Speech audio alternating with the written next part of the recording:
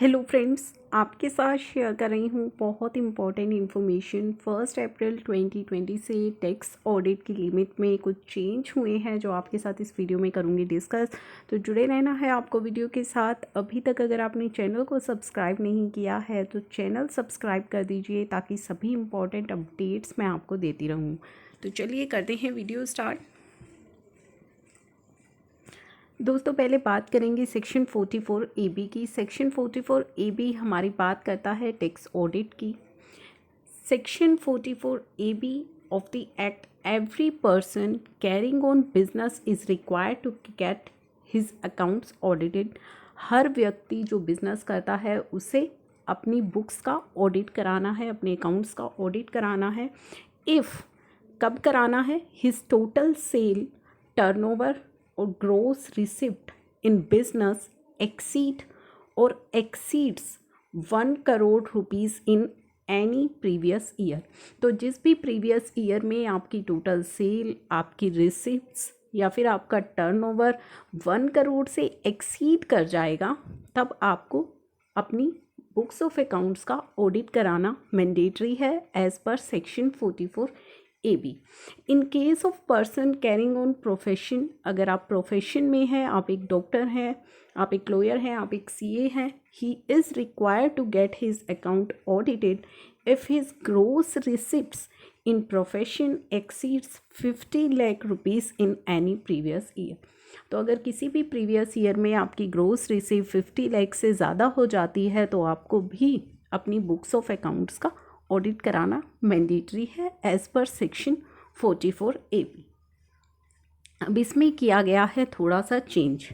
In order to reduce complaints burden on small and medium enterprises, तो SMEs को ध्यान में रखते हुए थोड़ा सा उनका कंप्लेंट्स बर्डन रिड्यूस किया गया है। It is proposed to increase the threshold limit for a person carrying on business from 1 crore to 5 crore rupees in cases where। अब यहाँ पे आपको बड़े ही ध्यान से सुनना है कि टैक्स ऑडिट की लिमिट को 1 करोड़ से बढ़ाकर 5 करोड़ कर दिया जाएगा, लेकिन कुछ कंडीशंस आपको फुलफ़िल करनी है। तो पहली कंडीशन है आपके लिए टैक्स लिमिट 5 करोड़ रहेगी। कब? Aggregate of all receipts in cash, जो आपकी कैश रिसिप्ट्स होती हैं, यानी कि जो आप P&L के डेबिट साइड में अपनी क्रेडिट साइड में अपनी रिसिप्ट्स दिखाते हैं फ्रॉम सेल या turnover during the previous year does not exceed 5% of such receipt.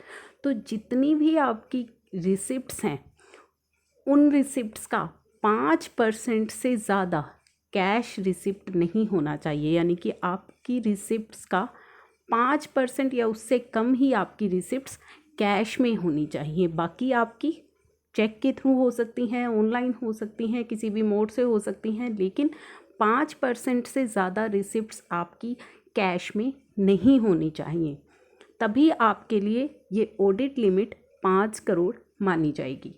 Second इनकी कंडीशन है aggregate of all payments in cash during the previous year does not exceed 5% of such payment।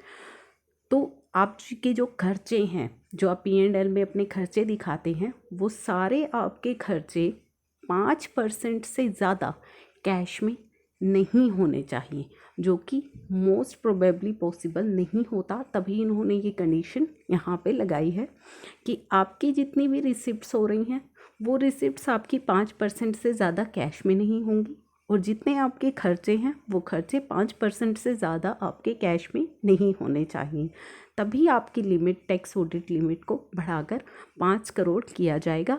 Otherwise आपके लिए जो limit है वो 1 करोड़ ही applicable रहेगी। तो जो टैक्स ऑडिट लिमिट है वो 1 करोड़ ही है। सिर्फ कुछ कंडीशन अगर आप फुलफ़िल करते हैं तभी ये 5 करोड़ की गई है। इसके बाद एक बहुत ही इम्पोर्टेंट और यहाँ पे चीज़ है रिटर्न फाइलिंग। रिटर्न फाइलिंग की डेट एक्सटेंड करी गई है 31 अक्टूबर कंपनीज़ के लिए, फर्म्स के लिए, पार्टनरशिप फर्म है तो यहाँ पे एक और चीज़ इम्पॉर्टेंट बताई गई है, to enable pre filing of return in case of person having income from business and profession, it is required that the tax audit report may be furnished by the said assessee at least 1 month prior to the due date of filing of return of income। तो आपकी tax audit की due date को increase नहीं किया गया है, बढ़ाया नहीं गया है, आपकी सिर्फ और सिर्फ रिटर्न फाइलिंग की डेट को 31 अक्टूबर किया गया है। आपकी टैक्स ऑडिट के लिए जो डेट है वो अभी 30 सितंबर ही रहेगी, तो आपको टैक्स ऑडिट 1 महीना पहले करा लेनी है। तो ये बहुत ही इंपॉर्टेंट जो चेंजेस हैं 1 अप्रैल से एप्लीकेबल हो गए हैं। आई होप ये आपके लिए हो यूज़फुल। बाकी लोगों के साथ भी शेयर ज़रूर कीजिएगा ताकि सभी इसके लिए अवेयर हो जाए। Thank you for watching.